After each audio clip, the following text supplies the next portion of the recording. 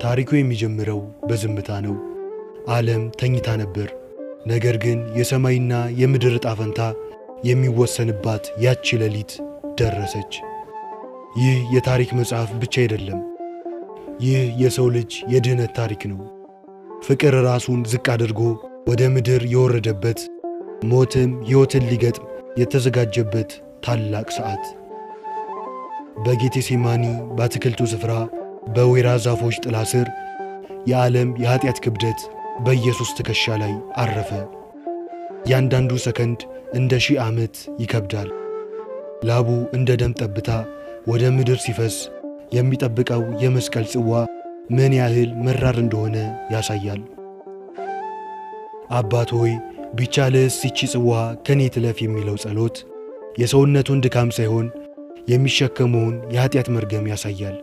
ነገር ግን በዚያው ትንፋሽ የኔ ፈቃድ ሳይሆን ያንተ ይሁን በማለት የሰው ልጅን ነፃ ለማውጣት ራሱን አሳልፎ ሰጠ። ዝምታው በወታደሮች ኮቴና በችቦ ብርሃን ተሰበረ። ይሁዳ ከ12ቱ አንዱ የፍቅር ምልክት በሆነው መሳም ክህደቱን አተመ። ኢየሱስ ግን በመሳም ለከዳው ወዳጁ እንኳን ወዳጄ ሆይ አለው። ወታደሮች ሰይፍና ዱላ ይዘው መጡ። እርሱ ግን በሰላም ቆመ። ጴጥሮስ ሰይፉን መዘዘ።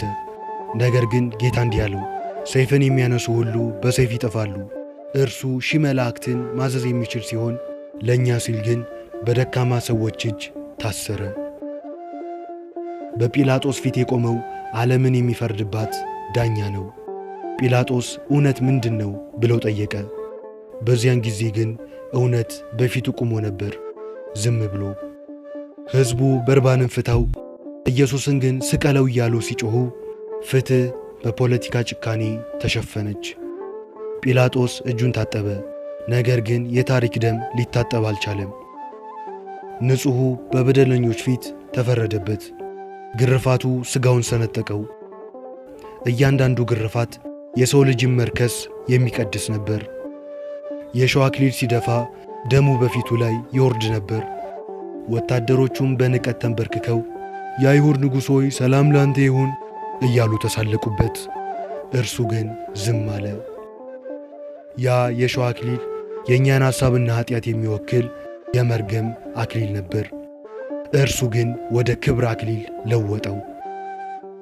ከባድ እንጨት የዛለ ሰውነት በኢየሩሳሌም ጎዳናዎች ላይ መስቀሉን ተሸክሞ ሲጓዝ በክብደት ብዛት ወደቀ። የቀሬናው ስምዖንም መስቀሉን እንዲሸከም ተገደደ። ይህ ትዕይንት ለሁላችንም መልእክት አለው። መስቀሉን መሸከም ክብር መሆኑ።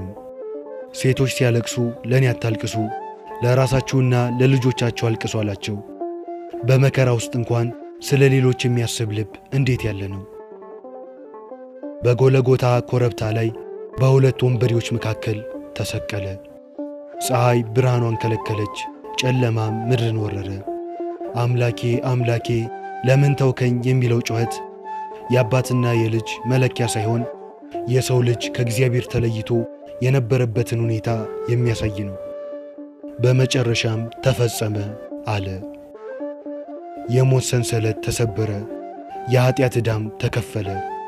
በቤተ መቅደስ ያለው መጋረጃ ከላይ እስከታች ለሁለት ተቀደደ።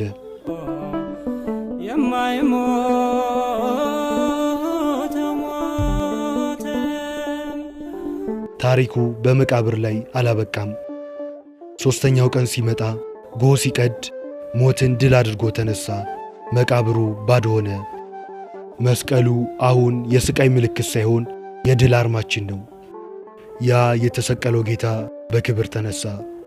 ይህ ታሪክ የእርሱ ብቻ አይደለም፣ የእኛም ጭምር ነው። በሞቱ ሕይወትን አገኘን፣ በቁስሉም እኛ ተፈወስን። እርሱ ሕያው ነው። እኛም ከወደቅንበት ኃጢአት ያንሳል። አሜን። ስብሐት ለእግዚአብሔር ወለወላዲቱ ድንግል ወለመስቀሉ ክቡር።